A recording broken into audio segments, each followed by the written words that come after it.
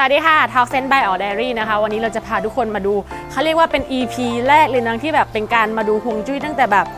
เรียกได้ว่าเปลี่ยนใหม่หมดขออนุญาตเจ้าของบ้านแล้วกันนะคะว่าวันนี้เราจะมาถ่ายนะคะอย่างที่ทุกคนเห็นคือบ้านหลังนี้ค่ะคือมันมีการได้ขายทอดตลาดมาแล้วรอบนึงทีนี้พี่เขาก็ซื้อมาแล้วก็เราก็ได้มีโอกาสมาดูนะคะว่าถ้าบ้านเป็นอย่างเงี้ยแล้วเราอยากจะแก้ฮวงจุ้ยแล้วอยากจะทำบ้านให้มันเหมาะกับตัวเราตั้งแต่ต้นเนี่ยทำยังไงซึ่งอันนี้ต้องบอกว่าเป็นเทปแรกที่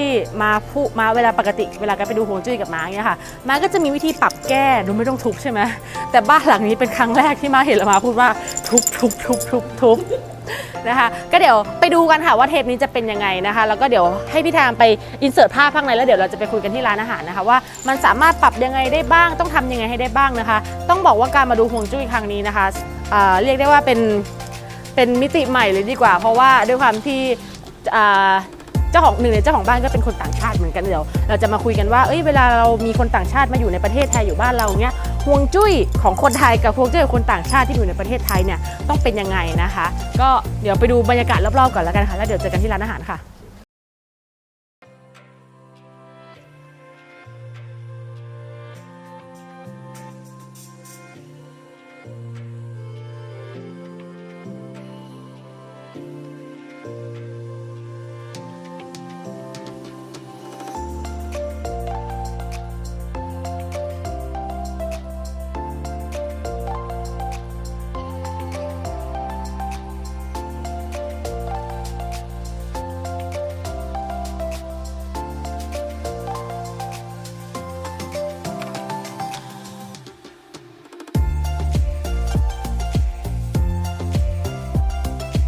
ที่จะบอกว่าในส่วนของอินทีเรียนะคะหรือว่าผู้รับเหมาอะค่ะ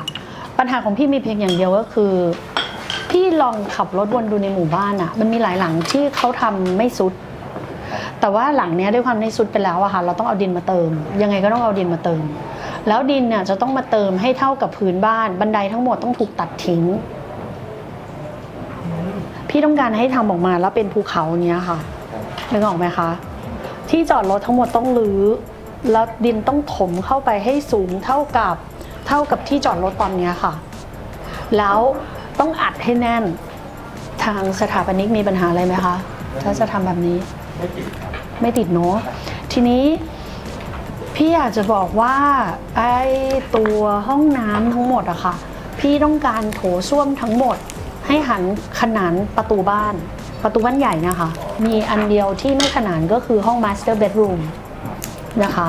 แต่ว่าพี่จะย้าย Master Bedroom เป็นห้องเด็กทีนี้บันไดบ้านเป็นตัวหนึ่งที่มีปัญหาขอยืมกระดาษแต่ตามโครงสร้างเราย้ายบันไดไม่ได้เนาะใช่ครับ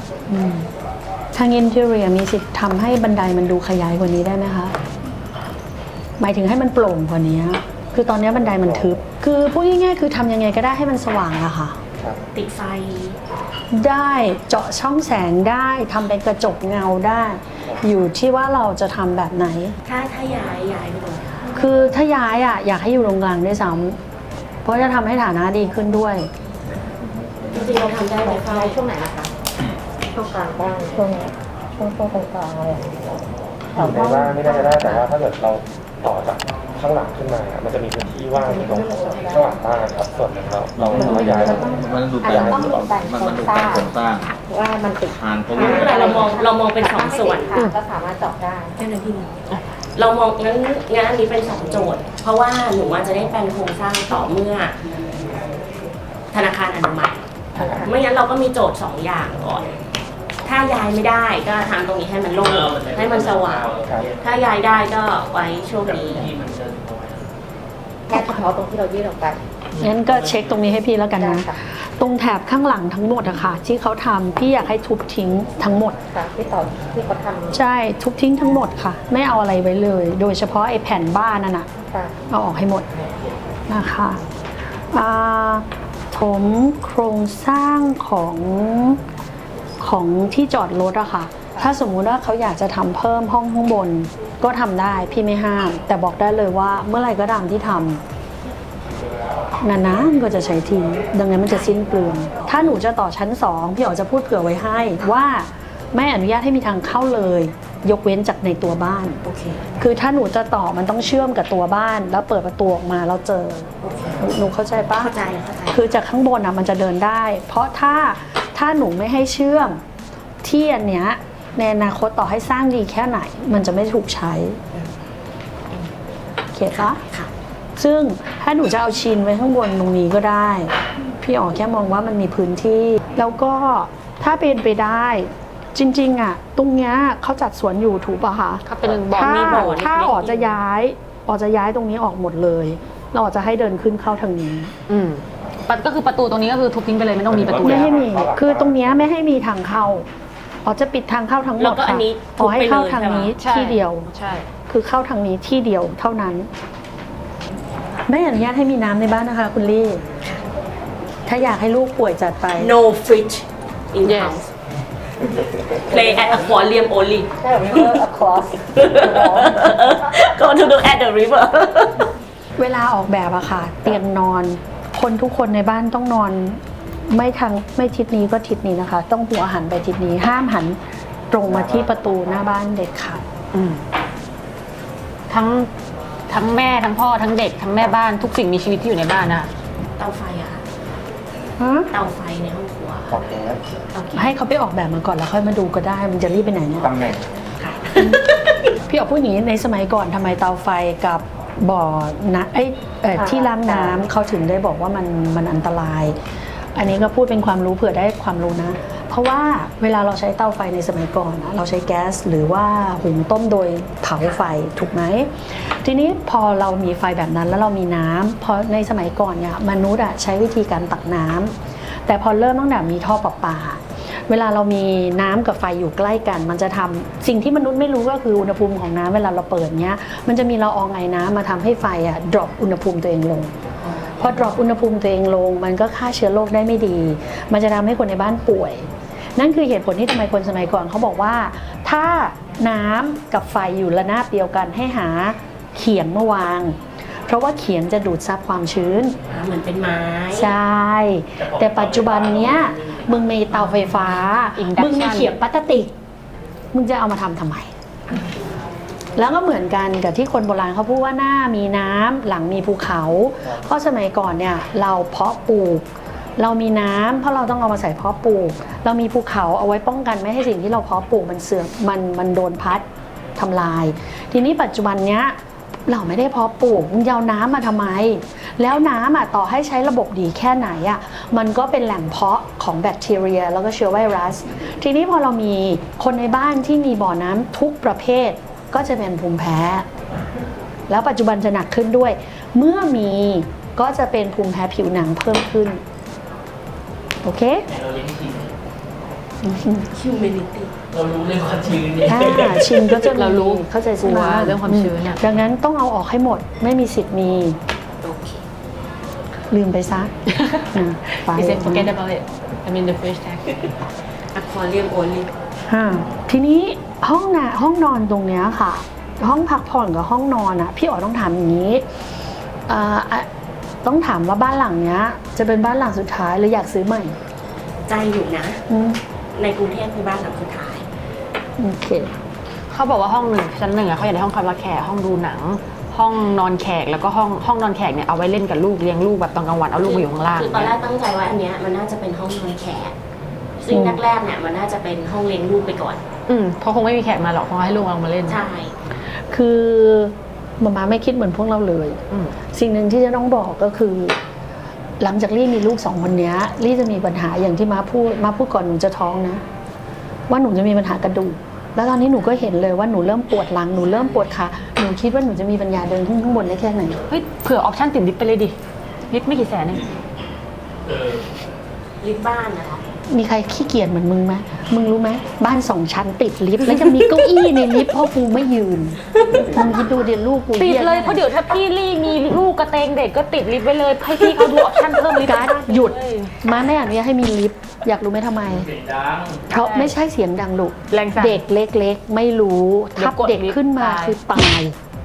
ดังนั้นไม่อนุญาตให้มีลิฟ ไม่ ต์ เผื่อต่อเติมแบบในอนาคต ในอนาคตอีกหลายปี เนี่ยมาต่อกัน อีกหลายปีมึง กว่าเด็กจะรู้ความคืออีก 6 ปีข้างหน้า ใช่ เฟอร์นิเจอร์ก็เสียไป บ้านมึงไม่มีลูกกูถึงให้ อย่าเอาตัวเองมาตัดสินคนอื่น ไม่บอกว่าให้เผื่อออปชั่นไว้ให้พี่ ไม่ แบบวาง ก็ไม่ให้ ไว้อะไรเงี้ย ไม่ให้เลย พี่อ๋ออยากทำแบบนี้นะคะ ถามพี่อ๋อพี่อ๋ออยากให้กั้นตรงนี้เลย อันนี้คือส่วนครอบครัวนะคะ พี่อ๋ออยากเปลี่ยนห้องนี้ทั้งห้องเป็น walk-in closet พี่อ๋ออยากเปลี่ยนทั้งหมด ถ้าสมมติว่าตรงนี้เป็นห้องนอนเขา ตรงนี้ต้องเป็น walk-in closet แล้วตรงนี้เป็นห้องเด็ก หมายถึง อ๋อแต่เขาอยากให้ แล้วเรารับแขกตรงไหนอ่ะ พี่อ๋อบอกได้เลยว่าห้องไม่ต้องมีรับแขกหรอก แขกของมึงส่วนใหญ่เป็นคนสนิทนอนข้างบนไป มึงนอนข้างล่างขามึงเดินขึ้นไม่ไหวหรอกลี่ โอเคไหม จนกว่าจะเดินไหวอะ พี่อ๋อมีเหตุผลนะ ไม่นับจากคลอดเด็กสองคนนี้ ลี่จะไม่มีวันกลับไปเหมือนเดิมอีกแล้ว อยากได้อีกคนไม่ใช่เหรอ ไม่เอาแล้วค่ะ อืม พอแล้วหนู ให้รู้ ทำห ว่า มัน กู เลย ผิด ไม่ผิด ไม่ผิด อย่า บอกนะพวกหนูบอกแม่ หนูทำหมัน ว่า ไม่ได้ ลูกเลย คนนี้ต้องเป็นคนทำหมัน ใช่ ถ้าหนูทำหมันสุขภาพหนูจะแย่มาก ห้ามเด็ดขาด เอาผู้ชายไปผูกอะดีแล้ว ผู เรา ก จะเจ็บทำ ผู ไม กเฉยๆก่อนได้ไหมคะ หมายถึงเราหรือเขา ถ้าไม่งั้นก็ตัดมดลูกไปเลย เอาลูกออกปุ๊บตัดมดลูกไปเลย ห้ามตัดรังไข่นะ มันตัดมดลูกมันตัดรังไข่ด้วย มึงอยากแก่ปะอยากอ้วนปะงั้นไม่ต้องตัด ให้มันตัด เดี๋ยว โอเคไหม ไปคอนวินส์ก่อน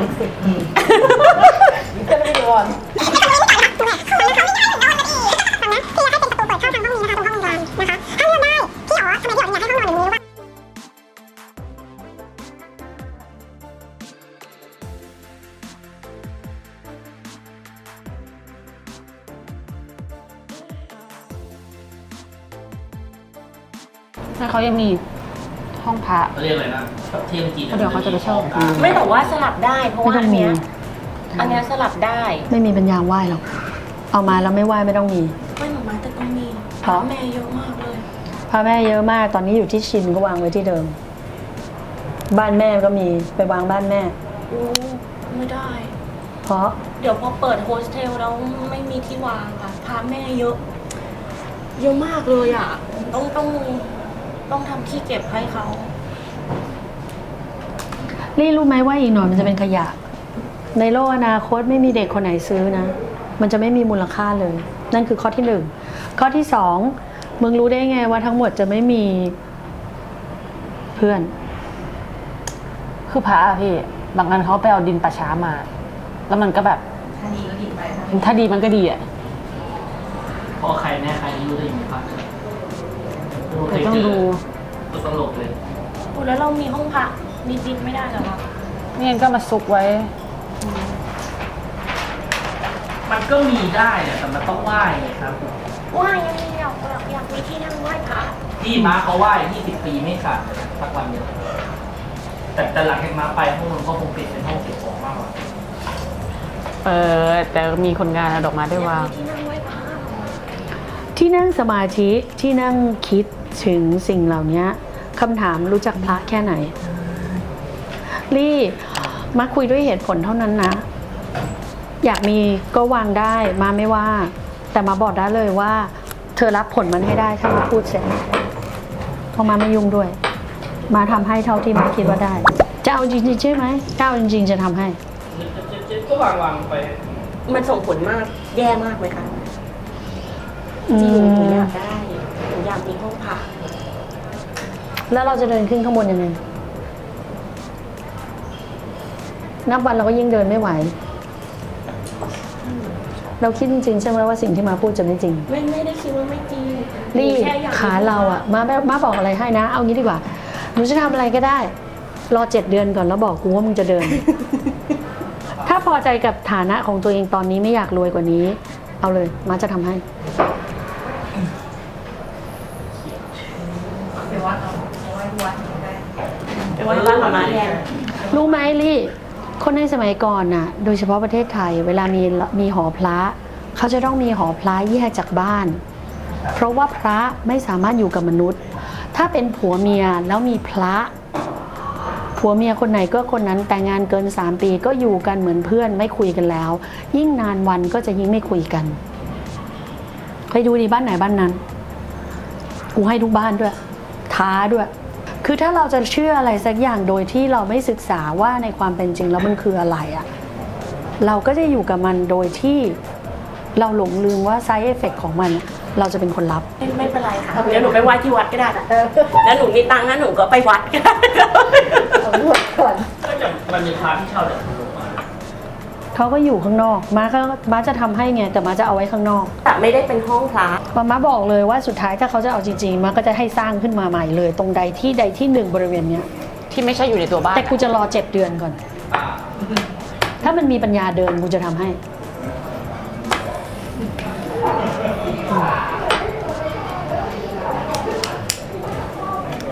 นอกนั้นพี่อ๋อไม่มีปัญหาอะไรเลย จริงๆแล้วอ่ะฮวงจุ้ยก็คือธรรมชาติฮวงจุ้ยที่บ้านเราอ่ะเขาเรียกฮวงจุ้ยปัญญาอ่อนเพราะมึงไม่เคยที่จะศึกษาเฮียอะไรเลยลักษณะของบ้านหลังเนี้ยจริงๆอ่ะคนเรียนสถาปนิกมาเขาต้องรู้ว่าทิศทางลมบ้านหลังเนี้ยทิศทางลมผิดหมดเลยเพราะโดยปกติแล้วทิศทางลมจะเปลี่ยนทุกๆ3 เดือนนับจากวันที่21 มีนาเป็นต้นไปแล้วเมื่อทิศทางลมเปลี่ยนพระอาทิตย์ก็จะเปลี่ยนการที่จะ save energy ต้องเรียนพวกนี้ทั้งหมดสถาปนิกจริงๆพื้นฐานก็คือฮวงจุ้ยในสมัยอดีตนั่นเองทีนี้เราต้องยอมรับว่าพอเขามาทำแบบนี้แล้วมันเป็นการเวียนบันไดขึ้นแบบนี้อุบัติเหตุจะเกิดขึ้นง่ายมากเพราะจริงๆบันไดไม่ควรเวียนด้านนี้เวลาเราถนัดเราจะเวียนด้านนี้ขึ้นบันไดเสมอแต่พอเอาบันไดมาอยู่ตรงเนี้ยบอกได้เลยว่าคนจะตกบันไดหรือมีอุบัติเหตุที่บันไดบ่อยมากพี่อ๋อเห็นเลยว่าตรงเนี้ยเขาจะมีช่องว่างอยู่ใช่ปะซึ่งมันเป็นช่องที่ไม่มีประโยชน์เลยถ้าเป็นคนโบราณอะถ้าไปดูบ้านโบราณในสมัยรัชกาลที่5เขาเรียนแบบฝรั่งเขาจะตั้งห้องน้ำอยู่ใต้บันได 99% ของบ้านตอนนี้สร้างห้องน้ำอยู่ใต้บันไดเสมอซึ่งเมื่อไหร่ก็ตามที่มีห้องน้ำอยู่ใต้บันไดสิ่งที่เกิดขึ้นคืออะไรคนบ้านนั้นน่ะไม่มีวันรวยขึ้นสังเกตคนที่ซื้อคอนโดใครที่อยู่ใกล้ลิฟต์หรือใกล้บันไดก็จะไม่รวยขึ้นเหมือนกันเหมือนที่เมืองนอกเราทำได้บ้านเราร้อนชื้นเราทำไม่ได้ทีนี้การที่เราเอาห้องน้ำไปอยู่ใต้บันไดจะทำให้คนในบ้านนี้มีปัญหาระบบหายใจทั้งหมดนั่นหมายความว่าเขาจะเหนื่อยง่ายเขาจะมีสิทธิ์ที่จะเป็นมะเร็งเขาจะมีสิทธิ์ที่จะมีอาการหืดหอบและเขาก็จะมีสิทธิ์ที่จะเป็นภูมิแพ้อย่างรุนแรงและเขาก็พออายุเยอะขึ้นระบบขับถ่ายระบบอาหารเขาจะแย่มากเขาจะมีอาการท้องอืดย่อยไม่ได้เมื่อร่างกายเป็นแบบนั้นหาเงินได้ไหมเวลามาดูฮวงจุ้ยมาดูด้วยเหตุและผลนะต้องแก้ค่ะ ไม่ต้องแก้ค่ะ แต่หินอยู่แล้วก็ตะกี้มา ไม่ไอ้ตกแต่งอะต้องแก้ เขาพูดถึงกระจก แต่ว่าไอ้ตรงที่มันโค้งๆอันนี้ก็คือ มันไม่เสียเลยค่ะทำไมอ่ะ เพราะว่าเราไม่ได้เป็นห้องนอน ไม่เดี๋ยวพี่นนท์ ทำไมมึงนอนข้างล่างอยู่ตรงนี้ นี่เป็นห้องนั่งเล่นห้องดูหนังห้องอะไรของพี่ไง เราบอกพี่แล้วว่าถ้าพี่เอาเป็นห้องนอนในที่คิดตอนแรกไม่ได้ แล้วถ้านอนตรงนี้ไอ้ลิงก็นอนไม่ได้ การที่หนูมีเคาน์เตอร์แบบนั้นในบ้านจะทำให้หนูพบเจอแต่คนที่ตอแหลทุกคนจะเข้ามาหาหนูด้วยผลประโยชน์เท่านั้นไม่มีอย่างอื่นเลย ดังนั้นคนคนนี้ถ้าเขาจะเสียถ้าไปเช็คประวัติเขาจะเสียเพราะเพื่อนเขาจะเป็นการลงทุนที่สูญเสียแล้วเขาก็จะไม่เหลืออะไรเลย เจ้าของบ้านเก่าใช่ไหม โดนยุด4เนาะโดนยุด4ค่ะ ไม่รู้แต่ว่าถ้าเขาเคยรวยแล้วมาอยู่บ้านหลังเนี้ยดูจากรูปแบบที่เขาแต่งลี่เห็นเขาเอาห้องพระไว้ข้างบนไหมล่ะ หนูกลัวมาก ห้องพระไว้ตรงนั้นน่ะมันจะทำให้เขาหมกมุ่นแล้วก็ซื้อของไร้สาระเข้าบ้านแล้วก็ลงทุนทุกอย่างที่เขาคิดลงทุนจะขาดทุนทั้งหมดเพราะเขาเอาตำแหน่งพระไปไว้ตำแหน่งนั้น